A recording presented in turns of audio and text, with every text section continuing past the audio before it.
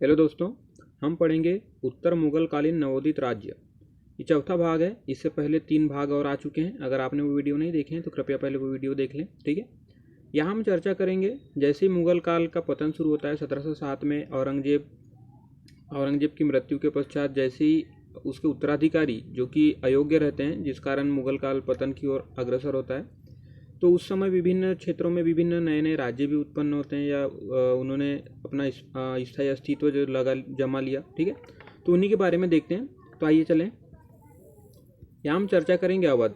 ठीक है, अवध का जो कि शासक हुआ जिसने इसकी स्थापना की, यह पहले मुगल दरबार में ही रहा करता था। इसका संस्थापक जो है शहादत खां बुरहानुल मुल्क। ठीक है, यह तुरानी गुट से संबंधित था जो कि मुगल दरबार में ही रहा करता था। यह जो शिया संप्रदाय का था। ठीक है, असली नाम अगर इसका देखें शहादत खां बुरहानुल मुल्क का, तो इसका असली नाम है मीर मोहम्मद अमीन, इसका असली नाम था। ठीक है, 1723 में अपने इसने एक स्थायी राज्य बनाने के बाद नई राजस्व बंदोबस्त व्यवस्था लागू की अपने राज्य के अंतर्गत।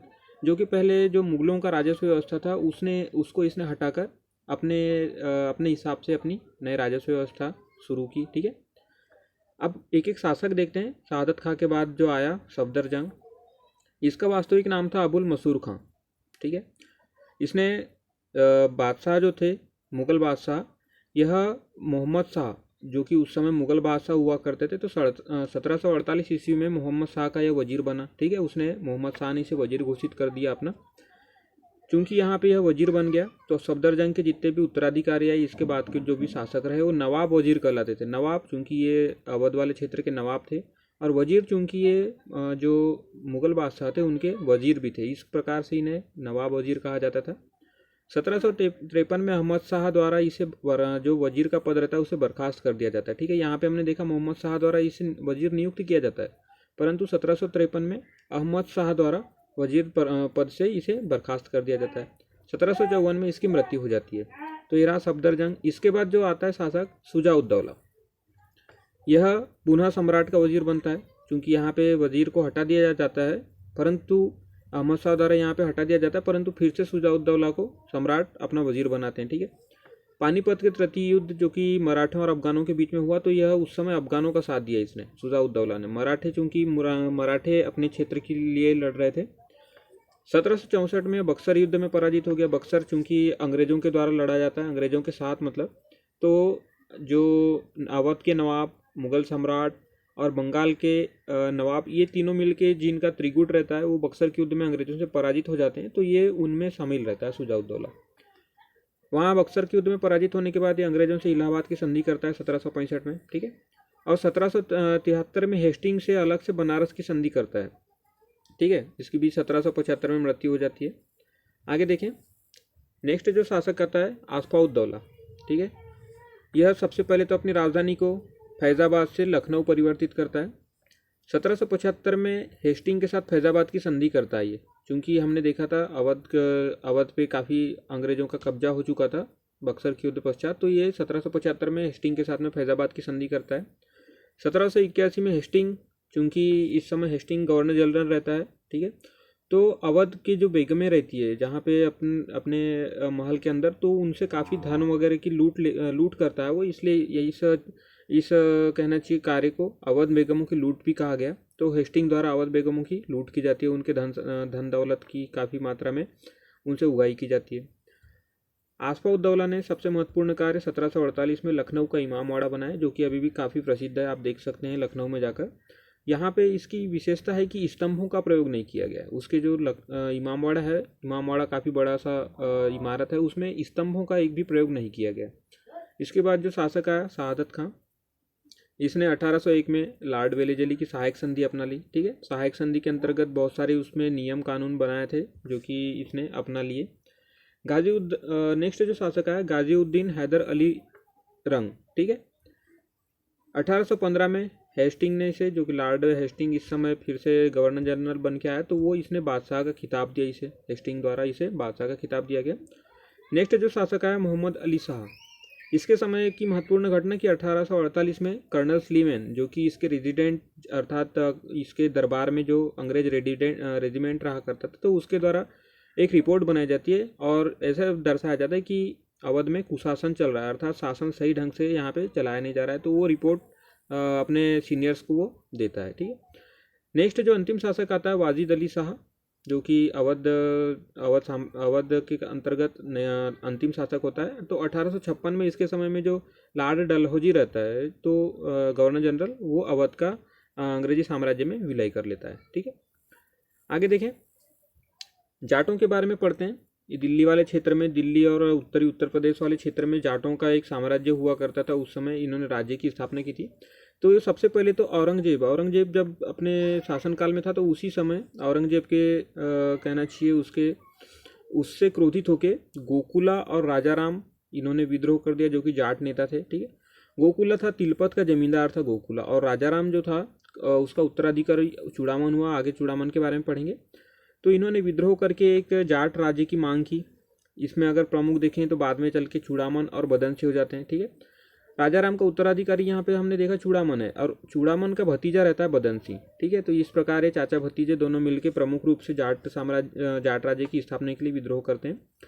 जब नादिर शाह का आक्रमण होता है दिल्ली में, तो उसी समय इन्होंने राज्य की स्थापना कर ली, क्योंकि उस समय दिल्ली में काफ़ी अव्यवस्था थी और औरंगजेब की तो मृत्यु हो चुकी थी, और जो भी इसके बाद उत्तराधिकारी अयोग्य थे। तो इस प्रकार से अगर देखें तो दिल्ली में जो मुगल बादशाह था, उसका आप कंट्रोल नहीं रह गया इन क्षेत्रों पे। तो नादिर शाह के आक्रमण के समय इन्होंने स्वतंत्र राज्य की स्थापना कर ली, इसी देखते हुए इस चीज़ को। ठीक है, और अपना केंद्र भरतपुर बनाया, एक प्रकार से राजधानी कर सकते हैं।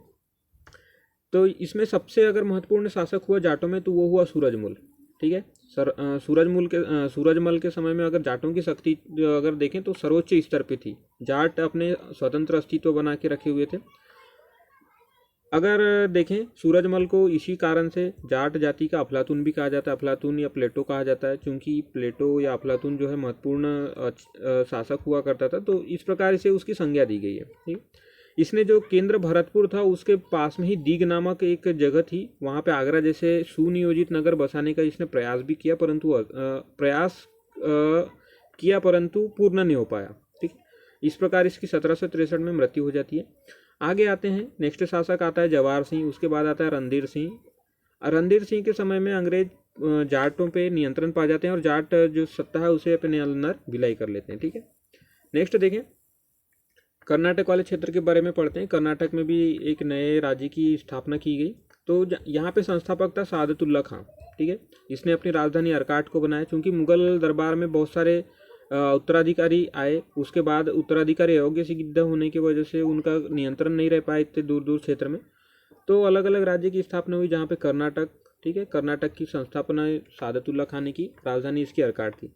इसमें अगर शासक देखें एक एक करके, तो पहले सादतुल्ला खां के बाद आए दोस्त अली, फिर आए सफदर अली, फिर सादतुल्ला द्वितीय, अनवरुद्दीन मोहम्मद, चंदा साहेब, मोहम्मद अली, अजय शाह। तो ये विभिन्न शासक हुए कर्नाटक के अंतर्गत। ठीक है, आगे देखते हैं, हम पढ़ेंगे, महत्वपूर्ण टॉपिक है ये, एंग्लो कर्नाटक युद्ध। एंग्लो कर्नाटक युद्ध क्या? एंग्लो अर्थात अंग्रेजों से संबंधित है, और कर्नाटक युद्ध। तो यहाँ पे अगर मुख्य रूप से अगर देखा जाए तो अंग्रेज हैं। ठीक है, चूंकि अंग्रेज और फ्रांसीसी भी एक व्यापारिक कंपनी थी, तो इस समय अंग्रेज और फ्रांसीसी एक दूसरे से महत्वपूर्ण प्रतिद्वंदी हुआ करते थे। और भारतीय रियासतों में देखें तो यहाँ पे महत्वपूर्ण हैदराबाद रियासत और एक था कर्नाटक रियासत। ठीक है, तो ये एंग्लो और कर्नाटक युद्ध में इन चारों का महत्वपूर्ण स्थान रहता है। तो इसके बारे में हम अध्ययन करेंगे। प्रथम कर्नाटक युद्ध जो हुआ वो हुआ 1746 से 1748 के बीच में। ठीक है, इस समय फ्रांसीसी काफ़ी मजबूत हुआ करते थे, अंग्रेज अपने पैर जमा रहे थे धीरे धीरे। तो ये युद्ध का अगर प्रमुख कारण देखें तो युद्ध जो हुआ था ये यूरोप में ऑस्ट्रिया जो एक देश है, तो उसके उत्तराधिकारी के लिए वहाँ पे इंग्लैंड और फ्रांस के बीच में हुआ। ठीक है, युद्ध, परंतु यहाँ पे भी अंग्रेज और यहाँ पे फ्रांसीसी भी हुआ करते थे, तो इनके बीच में वहाँ जैसे युद्ध हुआ यूरोप में, तो यहाँ भी युद्ध छिड़ गया। ठीक है, अगर देखें इस युद्ध के अंतर्गत बहुत सारे युद्ध हुए छोटे छोटे। तो यहाँ पे महत्वपूर्ण जो युद्ध हुआ वो सेंट टोमी का युद्ध हुआ। ठीक है, जो आइलाट नदी के किनारे हुआ था। और अगर एक हिसाब से देखा जाए तो कर्नाटक के नवाब जो उस समय अनवरुद्दीन थे, इनको पहली बार जो है फ्रांसीसी सेना के द्वारा स्थल पे किसी नवाब को पराजित किया गया। युद्ध के द्वारा स्थल पे पहली बार किसी को किसी नवाब या किसी राजा को इनके द्वारा यूरोपीय शक्तियों के द्वारा पराजित किया गया।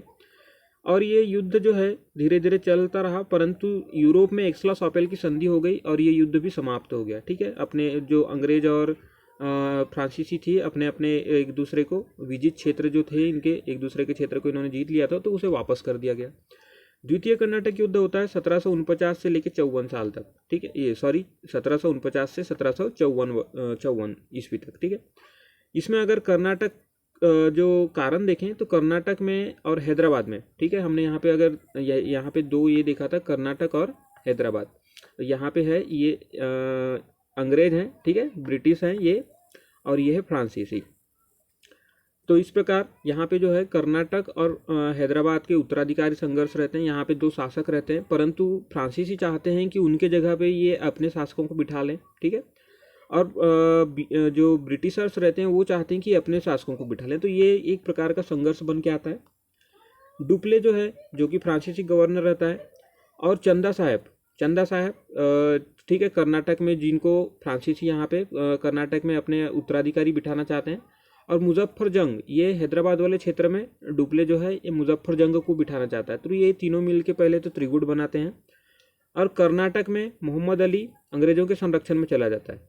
ठीक है, ये युद्ध होने के बाद में जो परिणाम आता है तो उसमें कर्नाटक क्षेत्र जो है, ठीक है, कर्नाटक क्षेत्र जो है, यहाँ पे हमने कर्नाटक के बारे में चर्चा की, तो कर्नाटक क्षेत्र में मोहम्मद अली शासक रहता है और वो अंग्रेजी संरक्षण में चला जाता है। ब्रिटिश लोग इसे संरक्षण प्रदान करते हैं, अर्थात ये एक हिसाब से ये ब्रिटिशों के कब्जे में चला गया। और हैदराबाद का जो क्षेत्र आता है युद्ध पश्चात, तो वो हैदराबाद में शासक रहता है सलाबतगंज, और वो फ्रांसीसियों के नियंत्रण में आता है।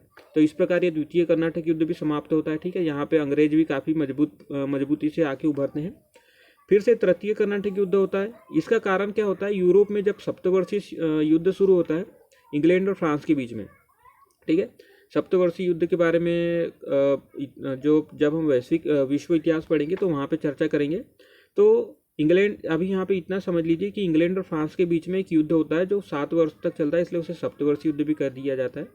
तो ये वहाँ पे शुरू होने के बाद यहाँ जहाँ पे भी अंग्रेज और ब्रिटिशर्स थे, ठीक है, तो इनके बीच में भारत में भी और अन्य क्षेत्रों में जहाँ भी थे तो इनके बीच में युद्ध शुरू हो गया।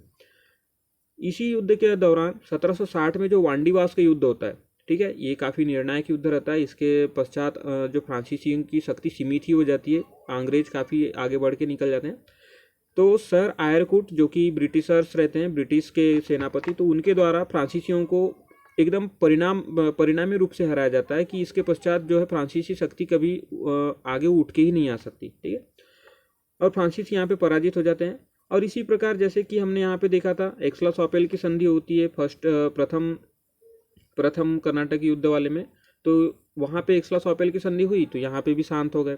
तो उसी प्रकार तृतीय कर्नाटक युद्ध में भी यहाँ पे पेरिस संधि हो जाती है 1763 ईस्वी में, जो कि यूरोप में ही होता है, और ये यहाँ पे भी शांत हो जाता है। ठीक है, और जैसे कि हमने देखा कि फ्रांसीसी पूर्ण रूप से पराजित हो जाते हैं, इसके बाद इन्होंने कभी आगे बढ़ने की कोशिश भी नहीं करते।